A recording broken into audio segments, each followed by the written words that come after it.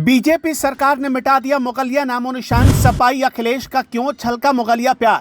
पहले राणा सांगा का अपमान, अब मुगलों पर प्यार। क्या मुगलिया प्यार से बनेंगे 27 के सत्ताधीश? जी हां, सपा के मुखिया अखिलेश यादव आखिरी और पहली बार साल 2012 में उत्तर प्रदेश के मुख्यमंत्री बने थे, वो भी अपने पिता मुलायम सिंह यादव के दम पर। और जैसे ही साल 2017 में विधानसभा चुनाव आया तो उन्हें कांग्रेस की बैसाखी की जरूरत पड़ गई। लेकिन इसके बावजूद यूपी की जनता ने अखिलेश के साथ साथ राहुल गांधी को भी पूरी तरह से नकार दिया और ऐसा नकारा कि साल 2022 के चुनाव में भी उन्हें सत्ता नसीब नहीं हो सकी।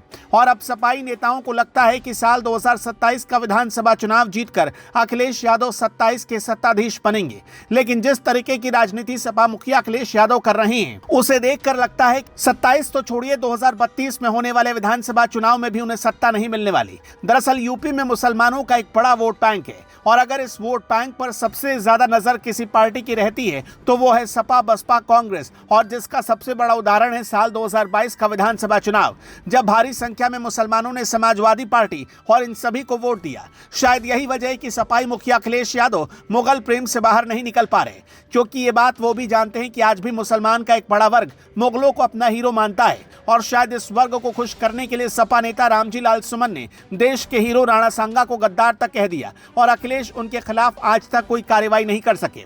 ये बात पूरा देश जानता है कि मुगलों ने कैसे भारत के मठ मंदिरों को तोड़कर मस्जिद बनाई थी। लेकिन इसके बावजूद मुगलों के खिलाफ सबसे ज्यादा आवाज कोई पार्टी उठाती है तो वो बीजेपी पार्टी। सपा तो जैसे बोलने से ही बचती है, यहाँ तक कि जैसे योगी सरकार ने इलाहाबाद फैजाबाद जैसे शहरों का नाम बदलकर प्रयागराज और अयोध्या किया तो सपा को भी वो बर्दाश्त नहीं हुआ। और अब उत्तराखंड के मुख्यमंत्री पुष्कर सिंह धामी ने एक महत्वपूर्ण फैसला लेते हुए जनपद हरिद्वार, देहरादून, नैनीताल और उधम सिंह नगर में स्थित विभिन्न स्थानों के नाम में परिवर्तन की घोषणा की है। मुख्यमंत्री ने कहा कि विभिन्न स्थानों के नाम में परिवर्तन जनभावना और भारतीय संस्कृति और विरासत के अनुरूप किया जा रहा है। इससे लोग भारतीय संस्कृति और इसके संरक्षण में योगदान देने वाले महापुरुषों से प्रेरणा ले सकेंगे।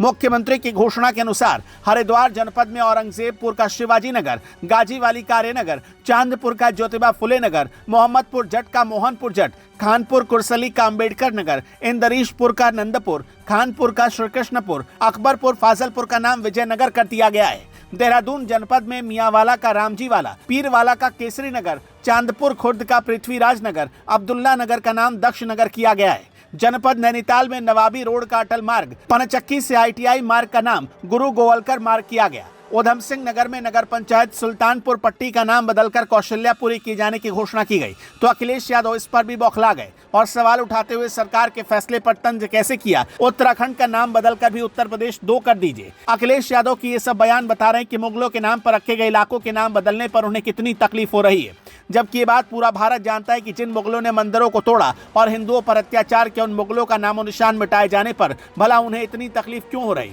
बहरहाल इलाहाबाद और फैजाबाद का नाम बदलने पर अखिलेश यादव जैसे सवाल उठा रहे हैं। आप क्या कहना चाहेंगे? जो भी राय हो कमेंट बॉक्स में साझा करिएगा।